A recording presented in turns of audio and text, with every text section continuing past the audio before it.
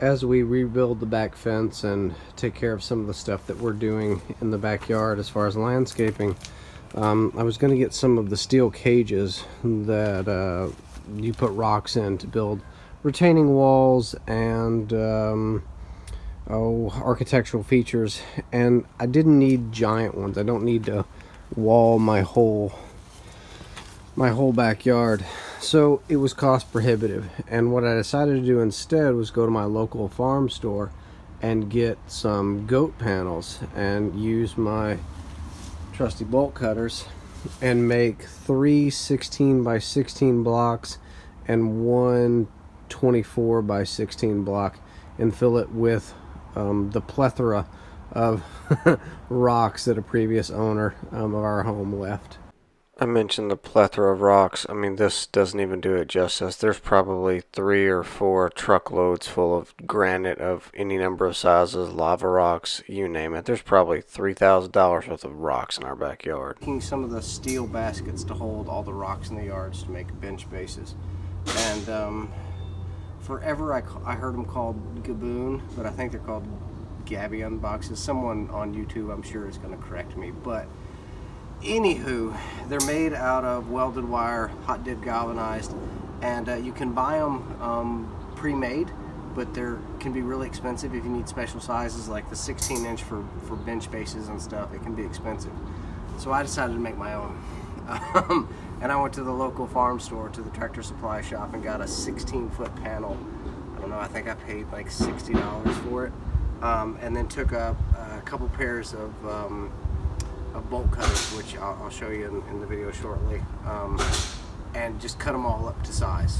And I'm going to show you in this next little section how I did that, and then we'll come back and I'll show you how to put the cages together. Figured out that the big bolt cutters were a bit of overkill, so I went with the tried and true little ones that I've had forever. As you can see from from one too many hardened locks cut, big bolts cut, rebar, etc.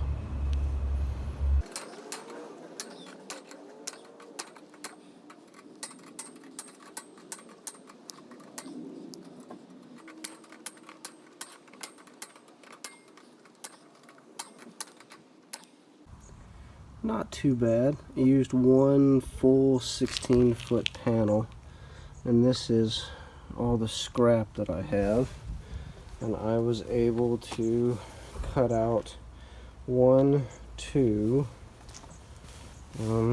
3, 4 full, and then 1/2 smaller one, and I used one little section out of another piece to finish out the 4th. Now the 4th is a little add-on that we're going to put by the fire pit that I learned about kind of last minute. I got voluntold. You put the cages together with these pieces of metal, and they're called hog rings. Now, if you live in a rural location, you can go to a farm store, that sort of thing, and they should have them, including hog ring pliers. If you don't live in a rural location, you live in an urban location, then Amazon is your friend. As we live in the middle of the city of Seattle, Amazon's my friend. Now the pliers, I had those, but I didn't have the rings themselves. So what I ended up doing is ordering them from a place called Eden Farms in Iowa. And one of these packages, they sell them at $150 per package, and one of these packages will build 3 small cages. And you'll have a little left over for some oops, and you're definitely going to make an oops or 4. So it's nice. If you just want to do a couple, the one package will do it. And how it works is you put the ring in the plier, like so.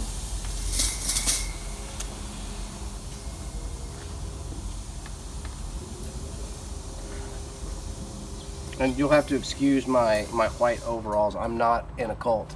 I've been painting today, so I'm letting some paint dry, and I decided to build some of these cages for a yard project. So you put them together, you take the ring, crimp it on, and it's as easy as that.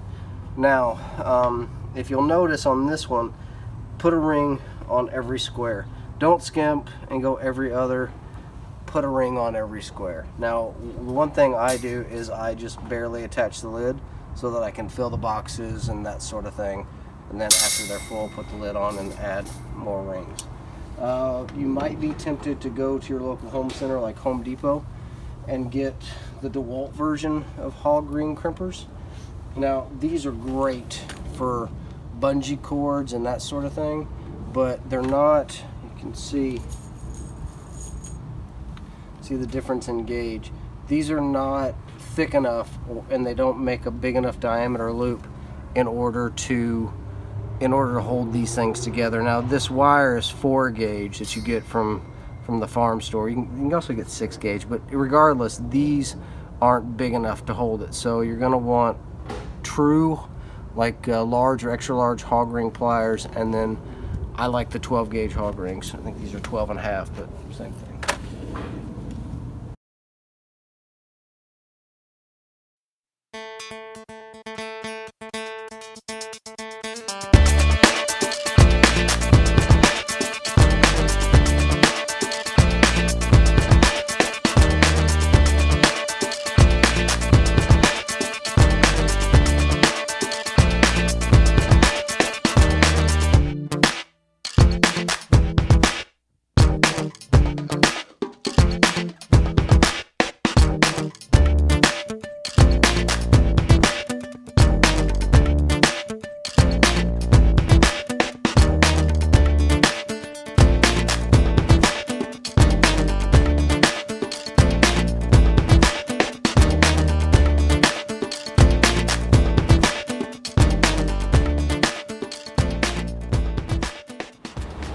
Since the new fence is in place and I didn't reuse the old fence boards, I'm actually going to reuse the old stretchers and then the old pickets for a couple of projects. So let's go. Here's what's left of the old pickets, the ones that were usable, and so I'm going to turn those into cedar seats for the rock benches. So I didn't film putting this in, but basically I dug it out by about 2 inches down here and put down some landscape fabric and then pea-sized gravel, and with a 2-inch perimeter all the way around, and then got that nice and level, and then set the cage on top of it, and then fill the cage with rocks. I'll show more in the next time I do the full benches with either side, but with this one I just went ahead and did it real quick. I had some guests coming into town, so I just went ahead and got it filled and got the rocks out of the way. So this is the general gist of it. The basket itself is 36 inches long, and then I cut the old stretchers to almost 39, so 38.5, and then I'm going to clip the corners and clean them up. Now what I am also going to do is use some all thread, and I'll show that process in each corner there and there. I'm running all the way through, and then I'm going to use former pickets, and I'm going to rip them down as spacers in each one of these. So that's what it should look like, and then of course I'm gonna clean this up and oil it all. So I've tacked together a quick and dirty drill guide, so that way I know exactly where all the holes line up, so I can put this piece of 5/16 rod through it. Now it's not stainless. I went with non-stainless. It's fine. In the front 2 boards and in the back, or the front board and the back board, the 2 holes, I'm going to actually recess them with a 1/8 inch spade bit, so that the washer and the bolt and lock washer, I only have a few of these self lockers, will be behind the face of the seat. I don't want anybody snagging their leg or their pants or anything. So there we go. Alright, let me get started on this.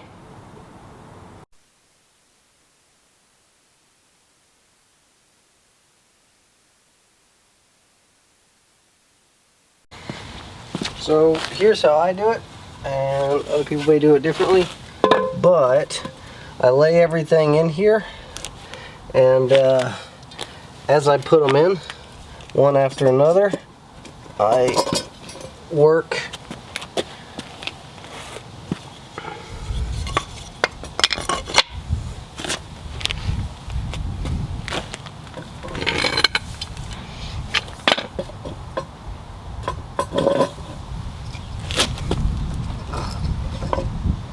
work the all thread through.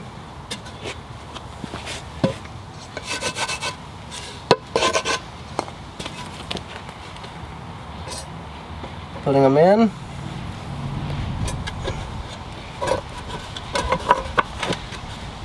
And that way I'm not using any glue. It's just all fit together here with the all thread. And that way I know if I have something that sticks up or if I have a hole that's misaligned, I know before I go to put it all together. So there we go. Now let me speed this up just a little bit and build the whole thing out.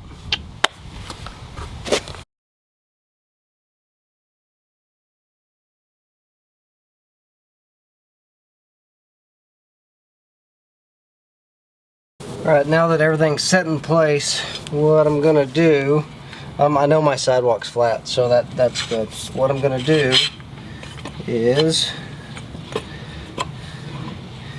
give it a quick clamp.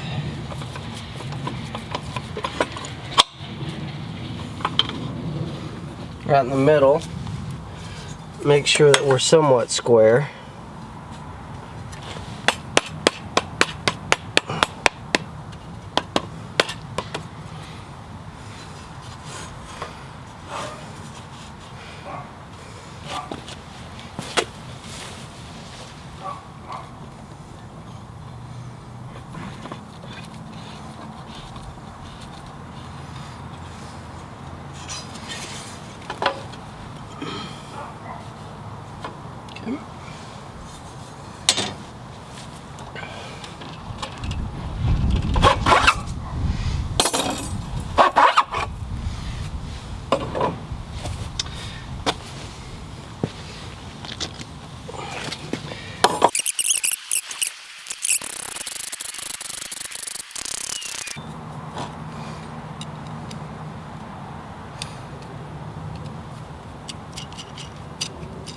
Alright, now put your bolt and your washer on.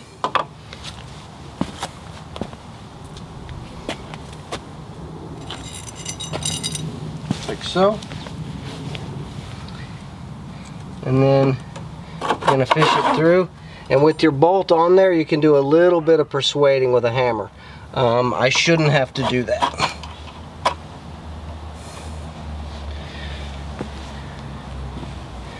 See? Perfect.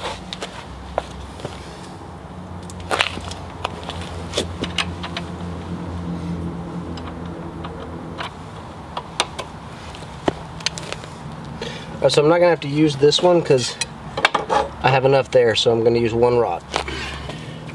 I've got this spread out 3 feet. That's really the maximum you want, especially on a long bench. I would put them, if you're going to do this, every 2 feet, every 30 inches. That way it doesn't bend and buckle in the middle. So here we go.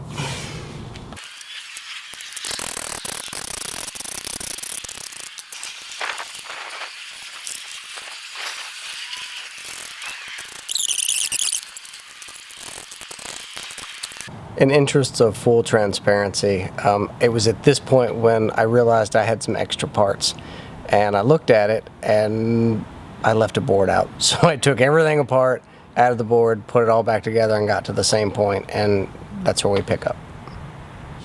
So just to give kind of a finished look, one of the things I'm going to do is to put a little bit of a bevel on the bottom side.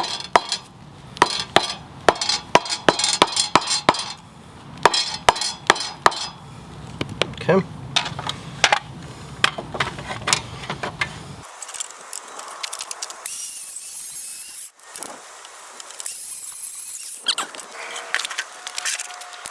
Alright, now then what I'm going to do, again because of the seasonal movement on top of the rocks, I'm going to take and I'm going to put some runners here and here, and that'll allow that movement. And what I'm going to do is just screw them to the boards, and I might put a little bevel on those as well. So let's see. So there we go, and I'm going to reuse some of the fence screws. Now I have a whole bag of these from taking apart the old fence. These things you can reuse them any number of times. There's no reason to buy new if you can reuse. Should be a song maybe.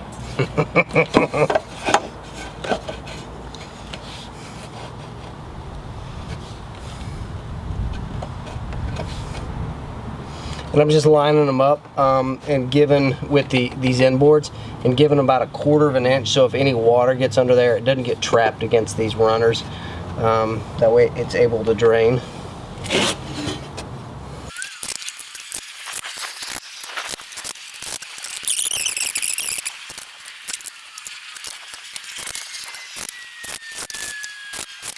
So there it is. We're done. I haven't cleaned it and oiled it, but that is the bench. And let's see how it performs.